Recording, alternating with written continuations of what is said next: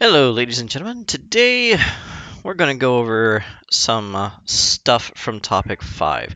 Topic 5 from Envision Mathematics was all about solving little bitty equations, like two-step equations and two-step inequalities. So today we're going to be going over our Topic 5 review questions. They were assigned this for homework. Now, whether or not they actually got it done is another story, but I'm going to go over the Topic 5 questions starting on page number 302 in our little books. And we're going to go one through all, just like you were assigned and supposed to have done from last night. So a little background about this particular topic. Two-step and equations and two-step inequalities are a very necessary skill going forward in mathematics. This is a foundational idea that you're going to be using from now until you graduate from high school, or if you go on to college until you graduate college, and possibly beyond, especially if you want to do your own taxes or understand how the tax laws are actually written. So I'm still a firm believer that there are two kinds of people in the world, those that use mathematics and those that are used by those who use mathematics. So let's make sure that we're not in the former category. Wait, what? No, latter category. Silly Mr. O'Neill. We don't want to be used. Anyway, here we go. We're going to start with some practice. It says, number 1. The total number of students in the 7th grade is 9 more than 4 times as many students that are in the art class. So the total number of students, so if I was a person here, I'd say the total number of students is equal to 9 more, so that's plus 9,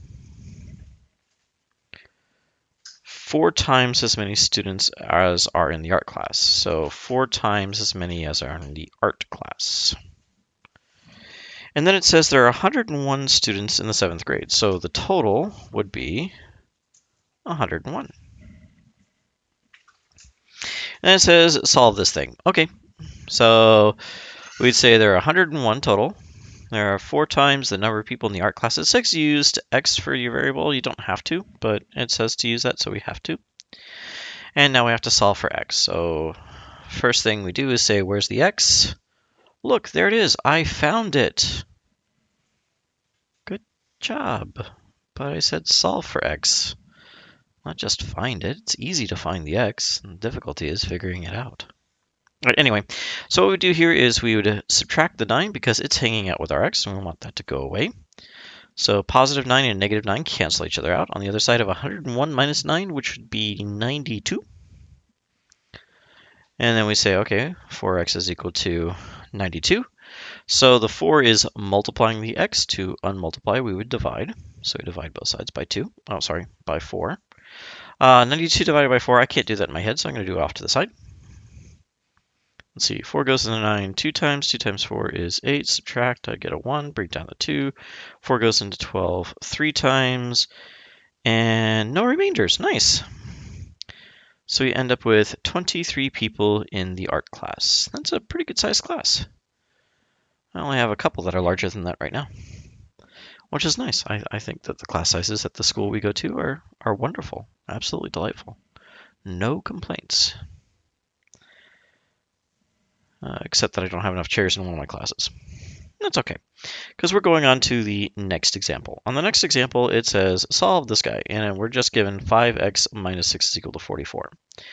This one should be really quick. If you want to pause the video, if you're watching this on YouTube, you can pause the video and try it on your own. Might take you about 8 seconds, which is about that long. Anyway, so for this one, add 6 to both sides. We get 44 plus 6 is 50. So we have 5x is equal to 50. Divide by 5, we get x equals 10. And honestly, for us to have mastered this, we should be able to do problems like this one in our heads in a matter of seconds, which is why we're going to do the next 2 in quick succession. So the next 2 in quick succession, I'm going to write them down. I want you to try them on your own. And like I said, it shouldn't take more than, I don't know, about 20 seconds per problem. So this should be really quick, huh? I had to have them written down. 20 seconds per problem, go. Yep, that means now. That means you should be writing. Yes, you should have had pencils from the start. No, you shouldn't be running around the room searching for them. You should come to class prepared. I know, it's a hard concept to get over. Coming to class prepared. What do you need for class? Notebook? Okay. Pencil? Yep. The ability to write? Absolutely. The ability to think? Yes, you should be able to think. Speaking of thinking, I think we have had enough time to figure these out, so I'd subtract 3 from both sides. 4y is equal to 16. Divide by 4. Y equals 4. You might have seen that one earlier. On the other one, we'd add 3 to both sides because we do the opposite of whatever the sign is. So if it's subtracting the opposite, and I use that in quotation marks, the opposite of subtraction is addition, just like the opposite of multiplication is division. And by opposite, we mean the inverse, the thing that undoes it. So undoing the subtraction, we'd add 3 to both sides. And then that would give us 1/2 n is equal to 8. Then to get rid of the 1/2, we'd multiply by 2. Because that undoes the halving. And then we get n equals 16. Should be quick and easy. All right, moving on to the next ideas. I'll leave that up there so that you can copy it down if you need to. The next one is a word problem, and it says there are 450 seats in the lower level of a concert hall. So we've got 450. Sorry about that. So far, 170 tickets have been sold, so 170 sold. Which is 1/5 the total number of seats, which is 1/5. And I bet it's asking us how many balcony seats are in the hall. Okay, so we need the number of balcony seats and the total number. So 450 seats represent the lower level and B in the upper level. 170 tickets have been sold. So we know that 170 is 1/5 of the total number of seats. And we know that the total number of seats would be 450 plus the number of seats from the balcony. So plugging that together, that would mean 170 would be equal to 1/5 the 450 from below plus the ones that are in the balcony. And I think that's enough data to figure out the entire thing. So from here, we would multiply both sides by 5 times 5 times 5. 5 times 7 is 35. And that would make that 8. So we have 850 total seats. 450 are down below, so I'd subtract 450 from both sides. And we would know, oops, getting ahead of myself there, 450. And then once we subtract those guys, let's see, 850 minus 450 is 400. So 400 is the number of seats in the balcony.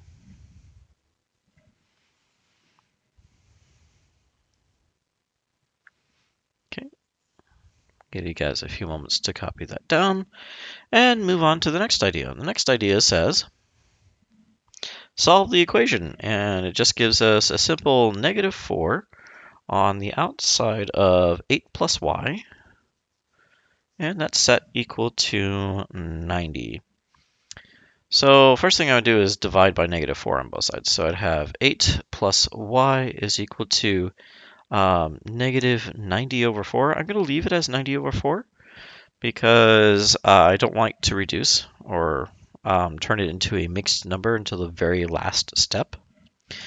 And from here, I'm going to have to subtract 8. So 8 can come in two different forms. 8 can be just 8, or it could be 32 divided by 4. Guess which format I'm going to use because of a certain denominator. Yeah, I would use that one. So I'm actually going to subtract 32 over 4 from here. Since the denominators match, I can just subtract the tops, but they're both negative, so am I actually subtracting? The answer to that question is no, Mr. O'Neill likes add. So 90 plus 32 is 122. So I have 122 divided by 4. 4 goes into 12 3 times. 4 goes into 2 0 times, and I'm left with 2 over 4, which is the same thing as 1/2. The one thing I did forget here, though, is that there's a negative sign present. Come on, show the negative sign better, please. Thank you. So a negative and negative becomes a negative because we're adding, not multiplying. If we were multiplying, a negative times a negative becomes positive, but they're the same sign. They're adding. So if you're adding together, the bigger number keeps its sign. 90 is bigger, it's negative, it stays negative. So this would be negative 30 and 1/2. Because hashtag signs matter. So the difference between getting a deposit of $3,000 into your bank account and a withdrawal of $3,000 from your bank account. I can tell you one of those is much more pleasant than the other.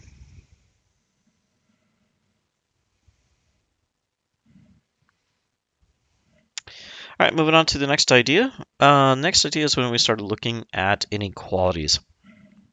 And the difference between an inequality and a regular equation is that you just have to have a number line to represent the solution region instead of just a singular number. So to solve, we treat this as if it's an equal sign until the very last step. And then we draw our little line. Unless, of course, we're multiplying or dividing by a negative, in which case the inequality sign flips. So from here, we treat it the same way. We subtract 13 from both sides. So that gives me x is greater than or equal to 30. And then I have to draw my number line. So here's my number line. This is the point of interest, so I'm going to put 30 there. 0 is off to the left. I have a solid dot because of the bar underneath the inequality sign.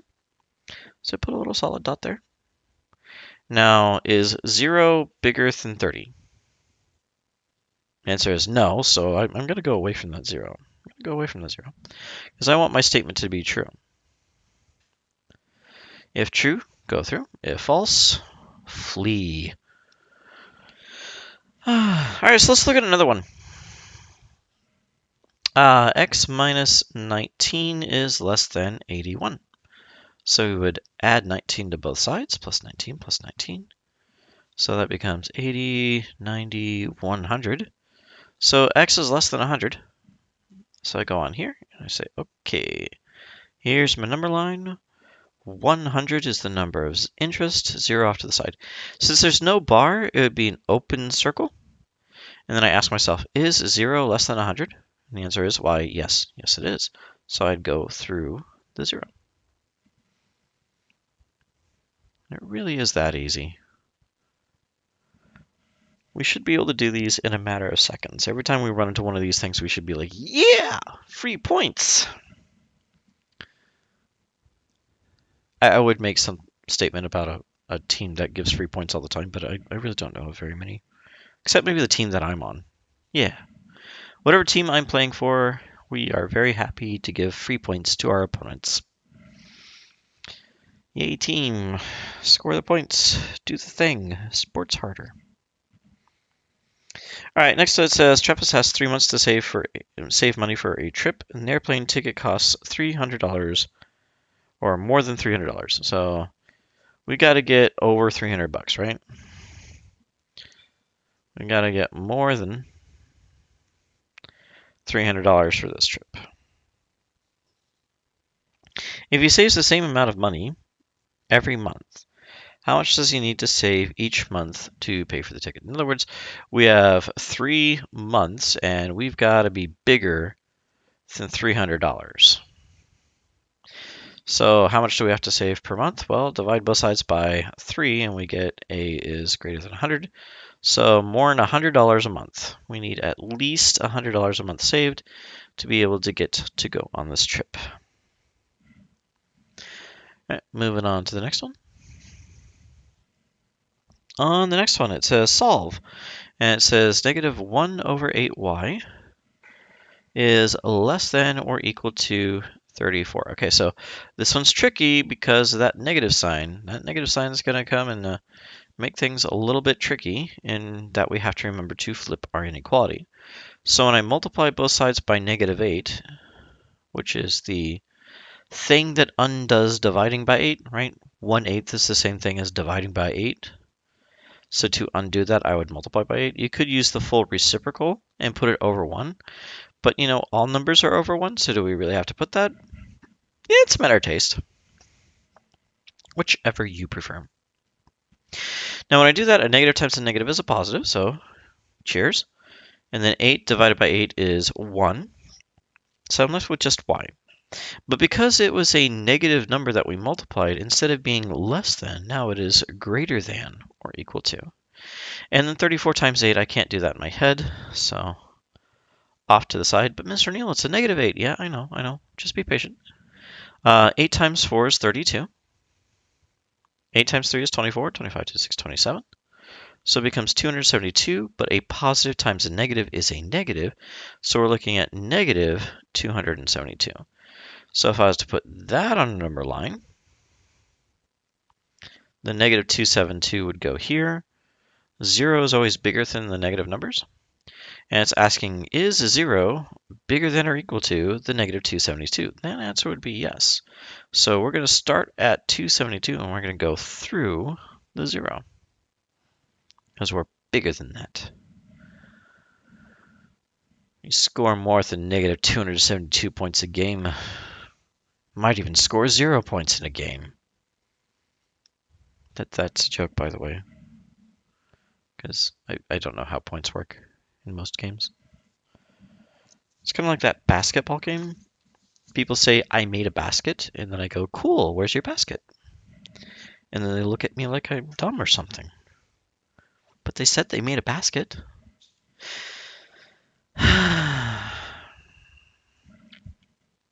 Moving on. The school band gets $5 for each t-shirt they sell at a fundraiser. They have a goal of raising at least $150. If $45 has been raised so far, how many more t-shirts do they need to sell to reach their goal or exceed their goal? So let's see. They start with the goal is 150. And we want to be more than that. So we want more than that. So let's see. And it says we have 45 so far. Okay. And we get $5 for every t-shirt. So how many do we need to sell to exceed? Does it say exceed? Yeah. Reach or exceed. So reach means equal to. So we're going to put an equal to sign there. Looking at this guy, I think what we would do is we would subtract 45 from both sides. So that gives me 105 is less than or equal to 5s. And then we would divide both sides by 5. I'm going to make that 105 a little prettier. That looks as beautiful as a baby vulture. Then we divide both sides by 5. 100 divided by 5 is 20. 5 divided by 5 is 1. So this would be 21. So we need to, or they need to sell 21 or more t-shirts. So if I was to look at that on a number line, I'd have, oops, that should be 21, not S. Let me fix that real quick. Okay, so they have 21, right? Because that's the number of shirts they need to sell. Or more, so they need to go bigger than 21.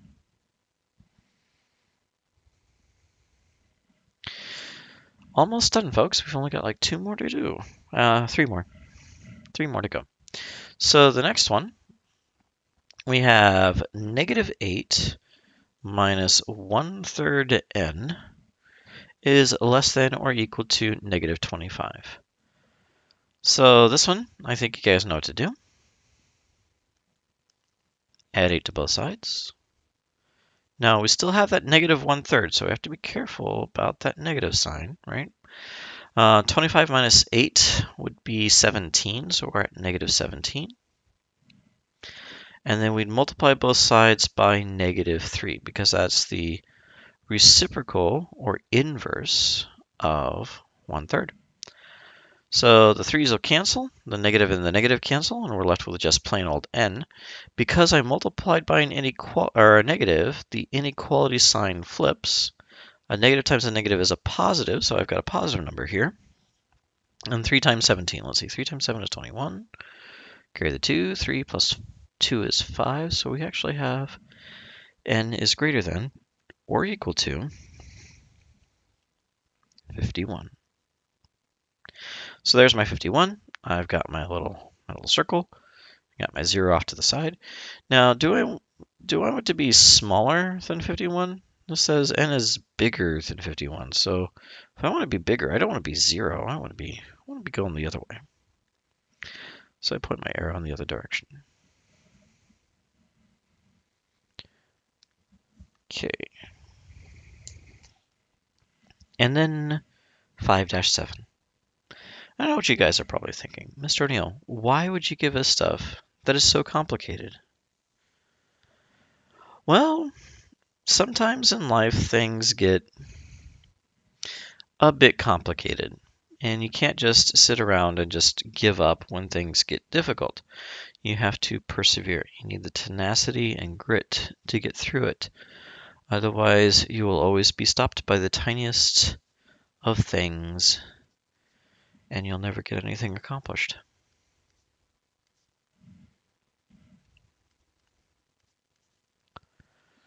So, speaking of simplest of things, let's look at this complicated mess. All right, so we're asked to find the solution to this guy. Solve for n. Wouldn't it be easier if they just said find n and we just point it and say found it, and then be done? But no, they didn't. They were wise and said solve. So they actually used the correct vocabulary. Good job, Envision. Good job.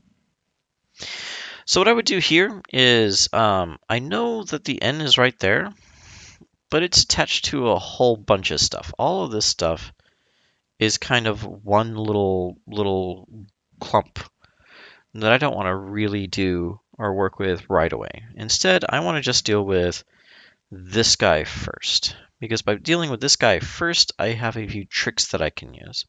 So the first move I would make in this situation is to subtract 10.45 from both sides.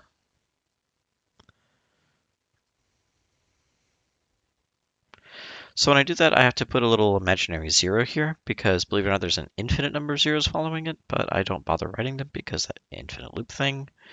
So what I'm really looking at is 70 minus 45, which would be, well, 70 minus 40 would be 30, but I got 5 more than that, so it'd be 25. So I'm looking at 0.25 here. And then 43 minus 10 would be 33, so that part was easy. On the other side, the 10.45 goes away, and I'm just left with that 1.9 on the outside of 2.3n plus 6. Now I've got two options on this monster. I could divide by 1.9, or I could distribute the 1.9 to two things and then divide again later. If I distributed, I feel like I'd end up having to divide again anyway. So I'm going to save myself a multiplication fact, and I'm just going to divide both sides by 1.9. So let's divide this side by 1.9, which makes the 1.9s go away. And we're going to divide this side by 1.9. Now, double check, this is an inequality, but because the number that I'm dividing by is positive, I don't have to flip my inequality. So, fun time, right? Because we have to divide 33.25 by 1.9. Now, do you guys remember how we weren't allowed to divide by a decimal? So we'll have to move the decimal point over one space, and what we do to the outside, we must do to the end. So now we have 19 going into 332.5. So how many times does 19 go into 3? It doesn't. How many times does 19 go into 33? I want to say 2, but that's going to be too large. So it's only going to be 1. So I subtract 19. So let's see, that becomes a 2, 13, that becomes a 4, 14. Yep, 14 is less than 19, so we're okay. And then we bring down the 2. Now I want to kind of say 7, because 7 times 20 would be 140. So let's go ahead and go with 7. I think 7 will work here. 7 times 9 is 63. 7 times 1 is 7, 8, 9, 10, 11, 12, 13. So it is less, but let's see if it's 19 less. Let's see. That becomes a 3, that becomes a 12, that becomes a 9. 19, just plain old 9. Okay, that works though. Because I can bring down the 5, and then we say, okay, how many times does 19 go into 95? 5 times probably would do it. So let's use 5 and see if that works out.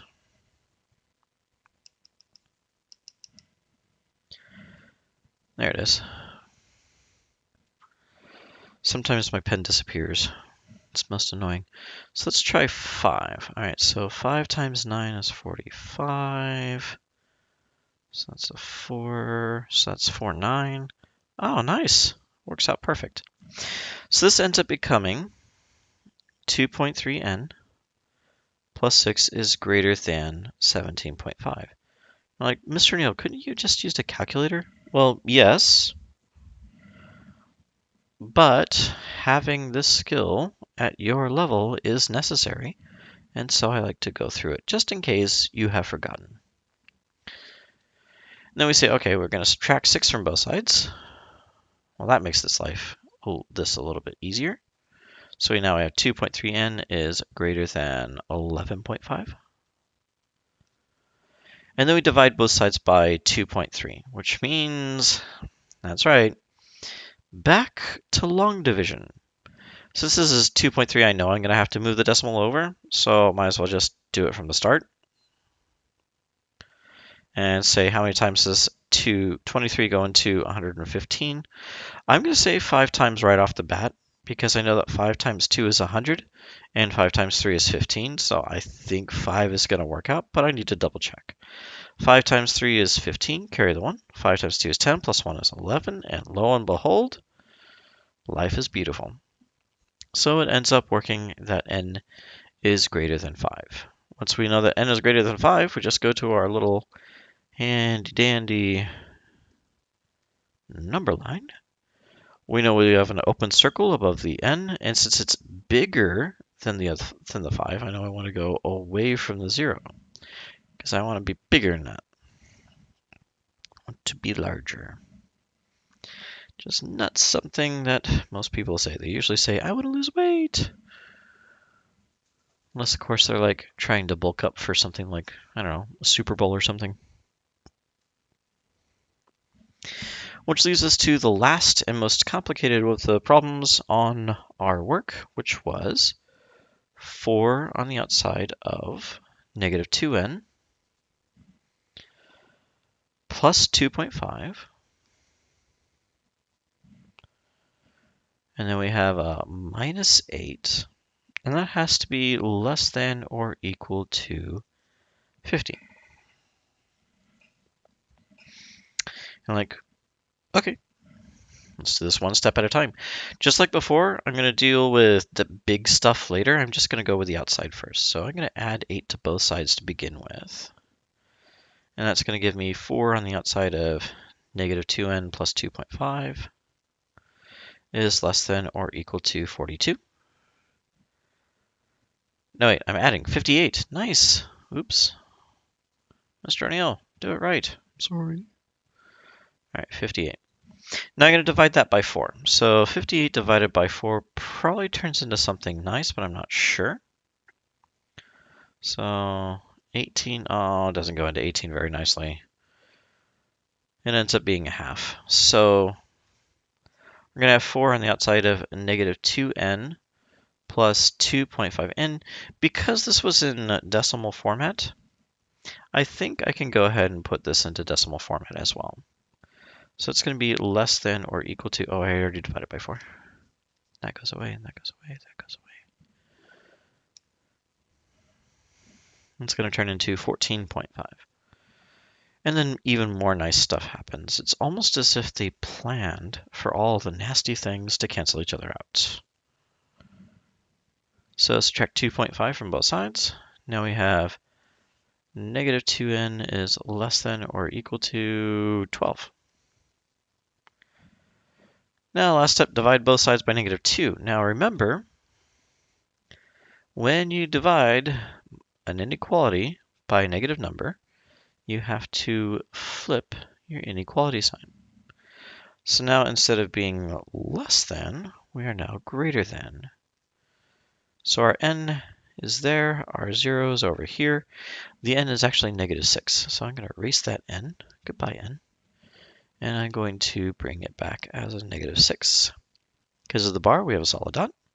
Because we want to be bigger than that, we go through the 0. And that, as they say, is that. So that's our topic 5 review. And I know what you're thinking. Mr. O'Neill, what do we do now? We have time left in class. What could we possibly do? I know that if you give time to us and there's a sub in the room, we're going to raise chaos. And it's going to be fun and enjoyable for nobody. I mean, for the kids, but nobody that's like watching you guys would have fun if you guys weren't working. So here's what I'd like for you to do. On page, no, this is straight from your textbook, so it should be a lot of fun. On page 305, you will see on an orange paper a fun little crossword puzzle.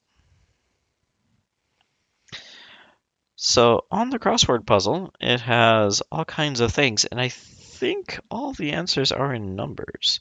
So this is going to be a fun little thing for you guys to practice. And make sure that you are both accurate and quick with your ability to decipher from word problems, which is what real life is like, into mathematical situations that we can solve easily. So I want you to try this word problem, this word puzzle. And let's see who can get the most of them. Let's see if you guys can get all, what is that, 1, 2, 3, 4, 5, 6, 7, 8, 9, all 10 of them. Because word puzzles can be fun. And that's what we're after. But on the other side, it's 10 wonderful problems that you guys need practice with. So let's go ahead and do those for the rest of the class period to keep you guys from running too much amok. If not, well, there's always Khan Academy. You could do khanacademy.org on the video. Khan Academy. And do some two-step equations and inequalities, whichever you would prefer. You can do the word problems or watch some videos as another person teaches about how to do these. These are practice problems that you honestly really need to do anyway. So, good luck to you. Have fun. Smile and be happy. Don't torture the sub too much, because I'll be back soon. Have a good one.